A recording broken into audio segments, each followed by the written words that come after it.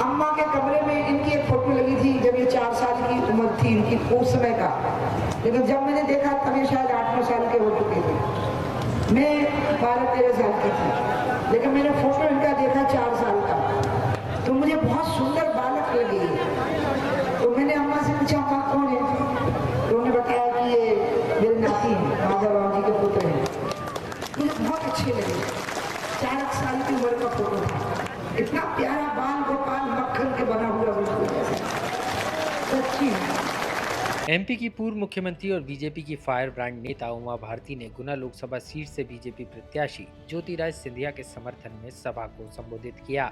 इस दौरान सियासी मंच पर उमा भारती और ज्योतिराज सिंधिया का बुआ और भतीजे का अनोखा रिश्ता भी देखने को मिला। जहां उमा भारती ने ज्योतिराज सिंधिया को पहली बार देखने की घटना का जिक्र किया तो सिंधिया मंच पर ही शर्मा गए। ऐसा क्या उमा भारती ने कहा जो सिंधिया को आई शर्म, वो आप भी सुनिए। अम्मा के कमरे में इनकी एक फोटो लगी थी जब ये 4 साल की उम्र थी इनकी, उस समय का। लेकिन जब मैंने देखा तब ये शायद 8-9 साल के हो चुके थे, मैं 12-13 साल की थी। लेकिन मैंने फोटो इनका देखा 4 साल का, तो मुझे बहुत सुंदर बालक लगे। तो मैंने अम्मा से पूछा अम्मा कौन है, तो उन्होंने बताया कि ये मेरे नाती हैं, माधव राव जी के पुत्र हैं। मुझे बहुत अच्छे लगे। 4 साल की उम्र का फोटो था, इतना प्यारा बाल गोपाल मक्खन के बना हुआ बिल्कुल सच्ची।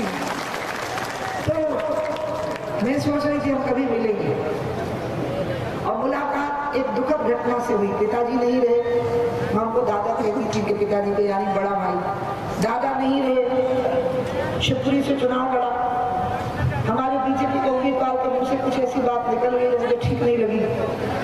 हमने कहा कि हम ज्योतिरादित्य जी कांग्रेस में हैं, हम कांग्रेस को हराना चाहते हैं, लेकिन ज्योतिरादित्य जी को तो जुग जुग जीना चाहिए। और मैंने अपनी पार्टी को मन से ही बात कही और प्रचंड मतों से ज्योतिरादित्य जी चुनाव जीते। तभी से हम ज्योतिरादित्य जी का हमारा संबंध फिर से शुरू हुआ।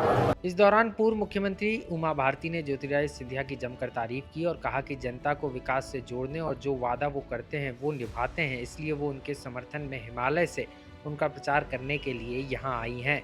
उन्होंने कहा कि प्रदेश में राजमाता विजयाराजे सिंधिया की शक्ति के कारण ही पहली बार एमपी में जनसंघ की सरकार बनी थी, और जब प्रदेश में दोबारा बीजेपी की सरकार गई तो ज्योतिराज सिंधिया के कारण बनी। मैं इनको हमेशा ललचाई नजरों से देखती थी कि ये बीजेपी में कब आएंगे।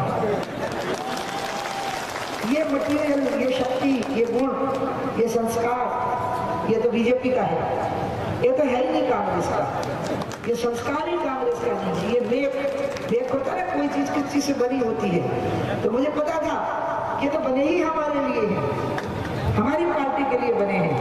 गलती से उधर, हमारी किसी भूल से उधर है। और इसलिए सच में जो अम्मा ने किया था, जब कमलनाथ जी ने किसानों की कर्जा माफी में देरी करी तो वायदा किया था।